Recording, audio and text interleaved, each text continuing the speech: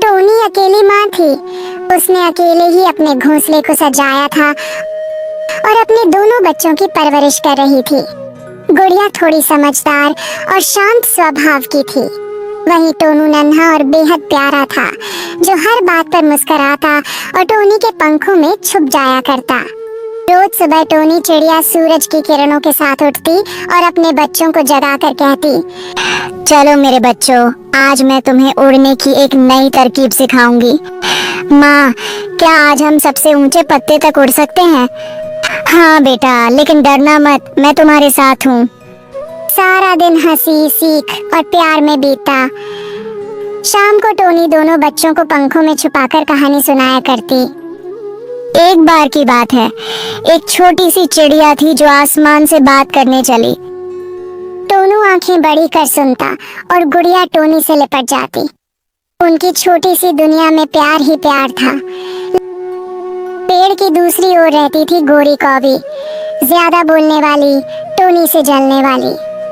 और उसका पति था कालू कौवा, रौब दिखाने वाला और हमेशा टोनी के बच्चों को ताने मारता। लेकिन जंगल में सब ऐसे नहीं थे। टोनी ने कभी किसी की बुराई नहीं की, बस अपने घोंसले, बच्चों और मेहनत में ही खुश रहती। एक दिन टोनी ने कहा, बच्चों, मैं आज थोड़ा दूर दाना लेने जा रही हूँ। तुम दोनों यहीं रहना, किसी के लिए दरवाजा मत खोलना। जल्दी आना माँ, हम अकेले डरते हैं। टोनी ने दोनों को चूमा, प्यार किया और हवा में उड़ गई। बच्चों ने दूर तक अपनी माँ को जाते देखा, पर यह आखिरी बार था जब उन्होंने अपनी माँ को उड़ते देखा। शाम हो गई, टोनी नहीं लौटी। रात हो गई। गुड़िया ने टोनू को सीने से चिपका लिया। माँ थोड़ी देर में आ जाएगी, भूख लगी हो तो पानी पी लो। टोनू ने पूछा, माँ लौटेगी ना? गुड़िया ने आंसू छुपा लिए। हाँ जरूर। लेकिन अगले दिन भी टोनी नहीं लौटी। टोनी के जाने के बाद पहला दिन, फिर दूसरा, फिर तीसरा, लेकिन न कोई परछाई, न कोई आवाज। गुड़िया अब हर शाम दरवाजे पर बैठी रहती। गुड़िया, ये देखो, माँ की पंखी मिली। गुड़िया पंख को अपने पास रख लेती, जैसे कोई निशानी हो। कभी कभी दोनों खुद को गले लगाकर रो पड़ते। पास के पेड़ पर बैठी गोरी कौवी टोनू और गुड़िया को देखती और अंदर से खुश होती। वो कालू कौवे के पास जाती और कहती, अरे सुनो, टोनी तो गई, अब क्यों ना हम उसके घोंसले पर कब्जा कर लें? कालू कौवा हंसता, पहले बच्चों को डराओ, फिर घोंसला हमारा। गोरी कौवी अपने बेटे के साथ टोनी की आवाज निकालने लगी, बच्चों दरवाजा खोलो, मैं आई हूँ। टोनू दौड़ने ही वाला था, लेकिन गुड़िया ने रोक लिया। नहीं, ये माँ नहीं है, माँ ऐसे आवाज नहीं देती। दोनों को डर लगने लगा, लेकिन उन्होंने दरवाजा नहीं खोला। अब 7 दिन बीत चुके थे। टोनी चिड़िया का कोई पता नहीं। घोंसले में दाना नहीं बचा। टोनू का पेट दर्द से सिकुड़ने लगा। गुड़िया बोली, हम मिट्ठू काका के पास चलें, शायद वो मदद करें। दोनों छोटे छोटे पंखों से उड़ते हुए मिट्ठू तोते के घर पहुंचे। मिट्ठू काका अपने बेटे को खिला रहे थे।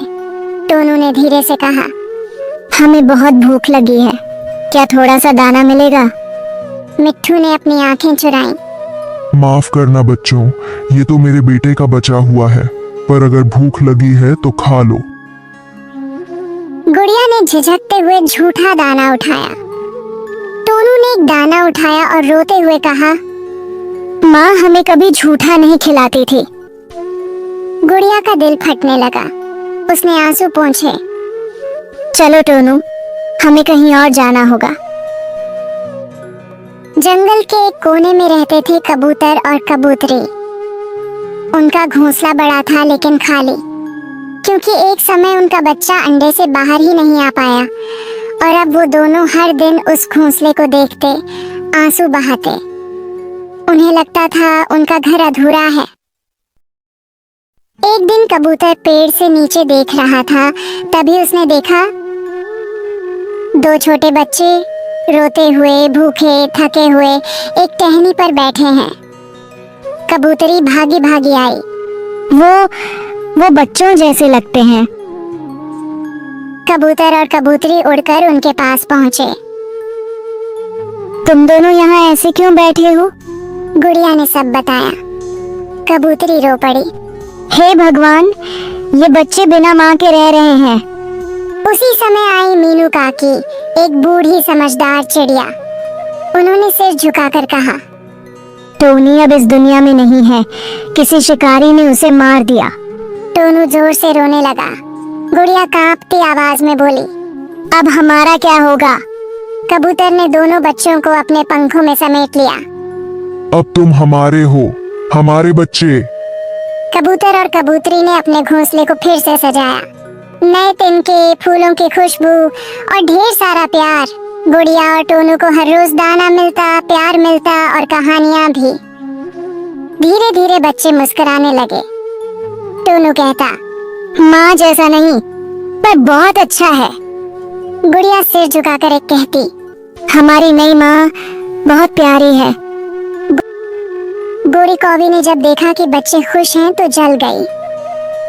वो कालू कौवे के पास गई। अब वो दोनों कबूतरों के साथ रह रहे हैं, क्या हम कुछ नहीं कर सकते? कालू बोला, चलो उन्हें भड़काते हैं, कहते हैं कि ये बच्चे उनके अपने नहीं हैं। दोनों कबूतर के घोंसले पर पहुंचे।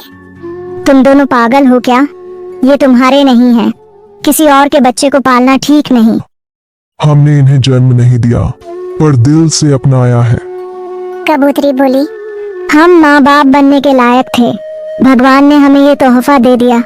अब तुम जाओ और जहर मत फैलाओ। गोरी और कालू हार गए। अब बच्चे बड़े हो रहे थे। गुड़िया और टोनू को कबूतर स्कूल भेजते। गुड़िया पढ़ाई में होशियार निकली। गुड़िया कहती, मैं बड़ी होकर दूसरों के बच्चों को पढ़ाऊंगी। टोनू कहता, मैं जंगल की रखवाली करूंगा जैसे माँ करती थी। एक दिन गुड़िया ने कबूतर से पूछा, क्या माँ हमें देख रही होगी? हाँ बेटा, और बहुत खुश होगी। माँ, हम ठीक हैं, हम उड़ना सीख गए हैं। अब उनके पास प्यार था, घर था और एक नया परिवार। टोनी चिड़िया भले ही ना रही, लेकिन उसकी ममता, उसके संस्कार और उसका आशीर्वाद हर दिन उनके साथ था।